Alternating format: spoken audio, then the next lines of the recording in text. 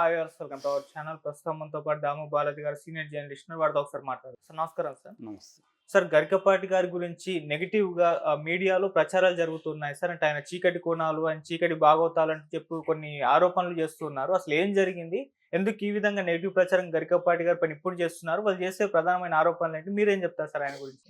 గరికపాటి జీవితంలో చీకటి కోణాలు, ఉమ్, గరికపాటి మొదటి భార్య సంచలన ఆరోపణలు, ఉమ్, ఇలాంటి టాపిక్ల మీద విపరీతంగా మొదలైనవి. ఆయన మీద వీడియోలు అవి లక్షల్లో జనం కూడా చూస్తున్నారు. ఉమ్, సో మామూలుగానే మనకి గరికపాటి, చాగంటి వీళ్ళిద్దరూ వెరీ పాపులర్. కాకపోతే వీళ్ళిద్దరి మధ్య చాలా తేడాలు ఉన్నాయి, కొన్ని సిమిలారిటీస్ కూడా ఉన్నాయి. అయితే గరికపాటి విషయంకి వచ్చేసరికి ఆయన అవధానాలు ఎక్కువ చేశాడు. అంటే ఆయన మహాసహస్రావధానం చేశాడు. తర్వాత 8 అష్ట శత ద్విశత అవధానాలు చేశాడు. వందలాది అష్టావధానాలు ఆయన చేశారు.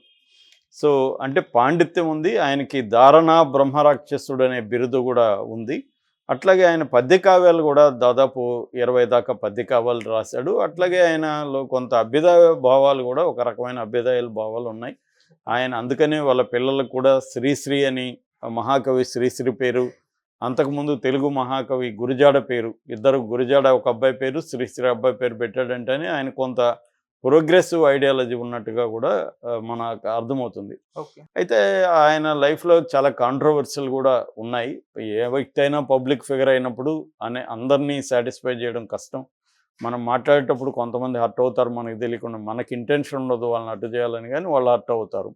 అలాగా ఈయన వందలాది ఉపన్యాసాలు ఇచ్చినప్పుడు చాలామంది హర్ట్ అయ్యే అవకాశం ఉంటుంది. అది ప్రతి రాష్ట్రంలో కూడా ఇలాంటి వక్తల వల్ల, ప్రొఫెషనల్ స్పీకర్స్ ఎవరైతే ఉంటారో, నిజానికి తమిళ్లో ఎక్కువ ఉంటుంది అనమాట. సో అలాగా అక్కడ కూడా కాంట్రవర్సీలు ఉంటాయి. సో అలాగే ఈయన కాంట్రవర్సీలు ఉన్నాయి. అయితే ఇప్పుడు వీళ్ళు చేస్తున్న ఆరోపణలు ఏంటంటే, బ్రీఫ్గా ఆయన బయోగ్రఫీ చెప్పుకుంటూ వాళ్ళ ఆరోపణలు చెప్పుకుందాం. ఈయన 1958 సెప్టెంబర్ 14 తేదీ వెస్ట్ గోదావరి జిల్లాలో పెంటపాడు మండలంలో బోయిపాడు అనే గ్రామంలో పుట్టాడు. వీళ్ళ నాన్న పేరు సూర్యనారాయణ, అమ్మ పేరు వెంకటరమణ. ఇతనికి 3 అన్నదమ్ములు, 2 అక్కలు ఉన్నారు. ఇతను చివరివాడు. ఇతను ముందుగా బాగానే చదువుకున్నాడు. దాని తర్వాత విజ్ఞాన్ కాలేజీలో లెక్చరర్గా జాయిన్ అయ్యాడు. తెలుగు పండితుడుగా జాయిన్ అయ్యాడు అక్కడ. అయితే అక్కడ ఎక్కువ కాలం లేకుండా మిగతా లెక్చరర్స్ని కలుపుకొని ఈయన కోనసీమ కాలేజీ అని ఒక 7 మంది లెక్చరర్స్ని కలుపుకొని కోనసీమ కాలేజీ పెట్టాడు. అక్కడ ఈయనకి వాళ్ళకి విభేదాలు వచ్చి ఈయన బయటికి రావాల్సిన పరిస్థితి ఏర్పడింది. దాని తర్వాత ఈ క్రమంలో ఆయనకి ఒక గవర్నమెంట్ టీచర్తో లవ్ ఏర్పడింది. కామేశ్వరు అనే ఆమె గవర్నమెంట్ టీచరు.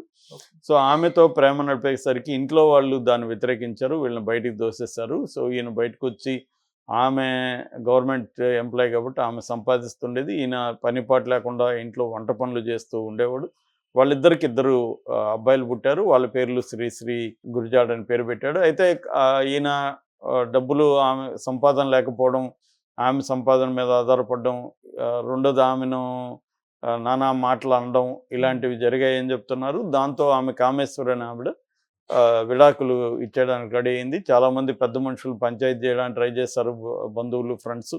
కానీ ఆమె వినలేదు. నేను ఇతను టార్చర్ భరించలేను అని చెప్పి వెళ్ళిపోయింది. పిల్లలు విషయంలో కూడా ఆమె నువ్వే పెంచుకొనేసి ఆమె పక్కకి వెళ్ళిపోయింది.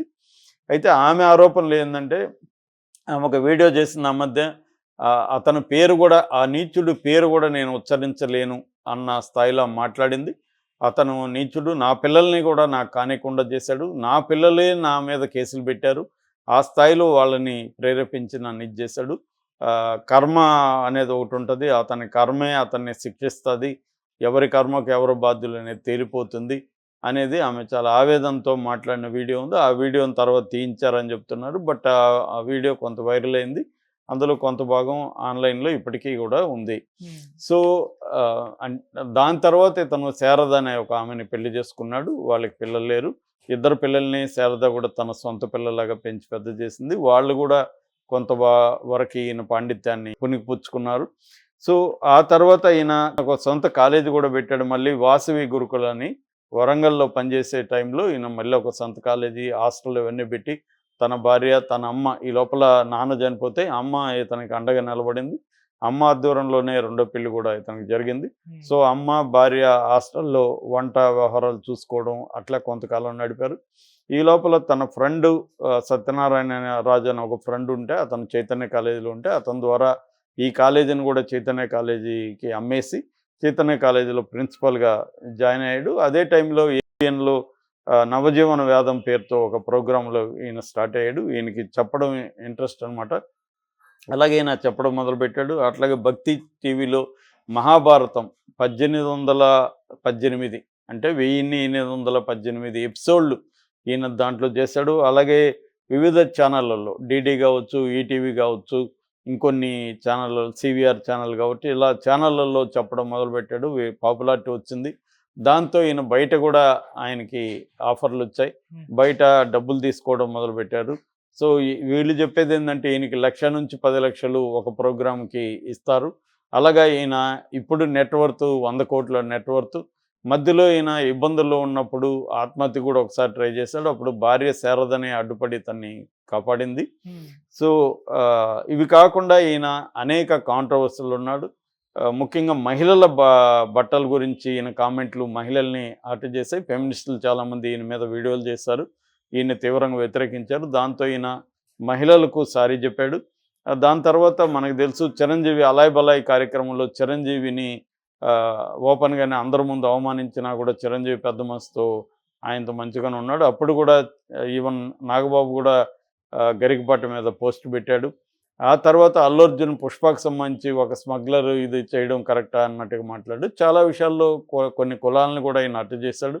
ఆ తర్వాత ఆ కులాలకి సారీ కూడా చెప్పాడు. ఇలాగ ఆయన నిరంతరం కాంట్రవర్సీల్లో ఉంటాడు అనేది ఇప్పుడు ఆయన గురించి చెప్తున్న ఇవి. ఒకటి పర్సనల్ లైఫ్లో మొదటి భార్యని దారుణంగా ట్రీట్ చేసి ఆమె వదిలి వెళ్ళిపోతే ఇది జరిగిందనేది. రెండో పెళ్లి చేసుకున్నాడు, పిల్లల్ని ఆమె కానియకున్నాడు చేశాడు ప్రధానమైన ఆరోపణ.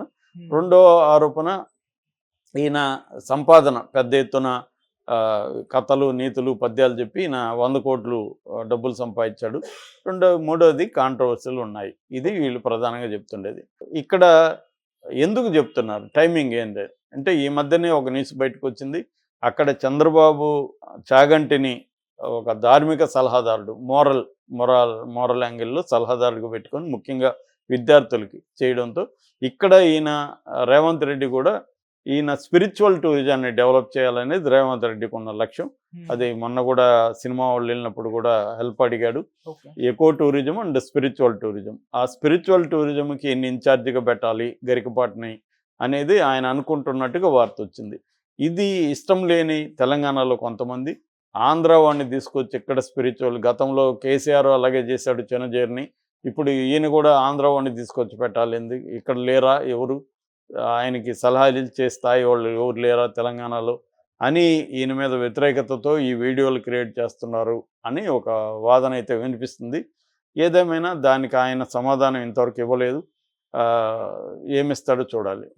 ఇప్పుడు భార్యాభర్తల గొడవలో మనం జడ్జిమెంట్ ఇవ్వలేము. వాళ్ళైతే లీగల్గా విడిపోయారు. ఆయన ఆమెకి ఏమన్నా అన్యాయం చేస్తుంటే ఆమె ఫైట్ చేయాలి. ఆమె అది కూడా ఏం చెప్పట్లేదు. తనకి ఏం అన్యాయం చేస్తాడో ఆమె చెప్పట్లేదు. ఆ నీచుడు అది ఇది అంటుంది. సో ఆమె కాంక్రీట్గా ఆరోపణలు చేస్తే మనం మాట్లాడచ్చు. అది కూడా తెలియదు.